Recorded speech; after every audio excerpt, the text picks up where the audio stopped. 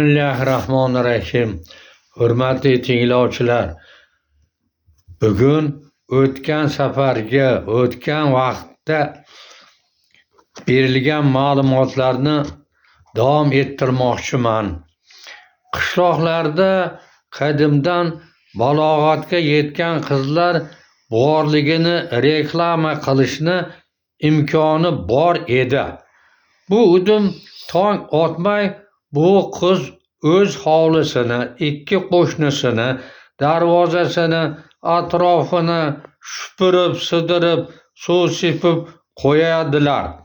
Bu udim qishloqlarda hozir ham davom etmoqda. Shu holatga asoslanib voyaga yetgan o'g'li bor insonlar sovchilikka borib qizlarni tanlash imkoniyatiga ega edilar. Bu udumni shaharda ko'p qavatli imoratlarda yashayotgan insonlarda iloji yo'q. Avvallari balog'atga yetgan qiz va yigitlarni turmush qilishlariga faqat ota-onalar mas'ul edilar. Masalan, men 3 o'g'lim va 2 qizni farzandlarimdan so'ramay o'ylantirganman.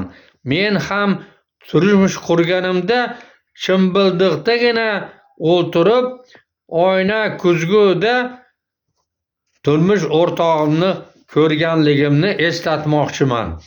Chunki ota-onalar bo'lajak qudani 7 pushtini surishtirib, aniqlab, kelajakda baxtli yashab ketishlariga ishonch hosil qilgachgina rozilik berar edilar-da. Bu holga xalqimiz teng-tengi bilan, tejak qopi bilan deyishadi. Meni 5 farzandim har biri 3tadan farzandli bo'lib, Alloh ularni o'g'il va qizlardan qismagan.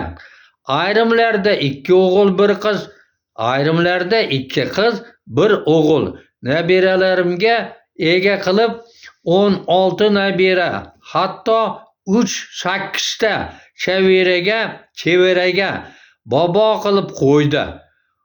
Bironta kelinim va qizlarim norozi emaslar. Qudalarni juda ajoyib insonlar. Nabiralarimdan 10 tasi oliy o'quv yurtini tamomlab el xizmatidalar.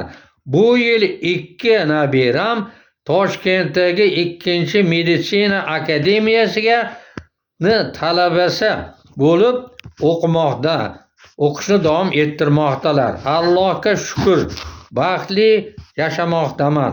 Hozirgi kunda turmush qurish omilini ota-onalar emas, tajribaga ega bo'lmagan qizlar va yigitlar ixtiyoriga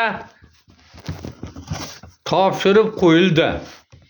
Bu 2 yosh bir-birini yoqtirsagina rozilik beriladigan holatga o'tdik. Hozirgi qizlar ma'lumotli, bo'lajak turmush o'rtoqlariga turli talab xohishlarni qo'yib, bu talablarga ijobiy bildirish bermagan yigitlarga turmushga chiqishni xohlamayaptilar.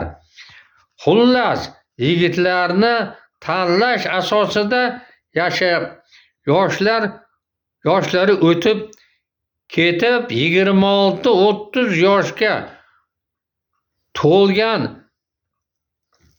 qizlar hozirgi kunda juda ko'p uchramoqdalar. Ammo Alloh ayollar uchun hozirgi kunda ko'payish muddatini 36-40 yoshgacha bergan bo'lib, undan so'ng to'xtatib qo'ymoqda. Erlar esa umuman umrbod ko'payish omilini saqlab qolganlar. Ayniqsa 33 yoshga har ikki jins turmushga qurishni xohlaydilar va 33 yoshdan keyin esa navqiron yoshga ega bo'lgandan 33 yosh jannat yoshi hisoblanishini ham eslatib qo'ymoqchiman. 34 yoshdan so'ng qarilik yoshi boshlanadi. Shuning uchun 33 yoshdan keyin qizlar va yigitlarni turmush qurishi pasayib borishini eslatmoqchiman. Davomini keyingi sonda bayon etishni xohlayman. E'tiborlaringiz uchun rahmat. Salomat bo'linglar. Studiyamga a'zo bo'lishni unutmang.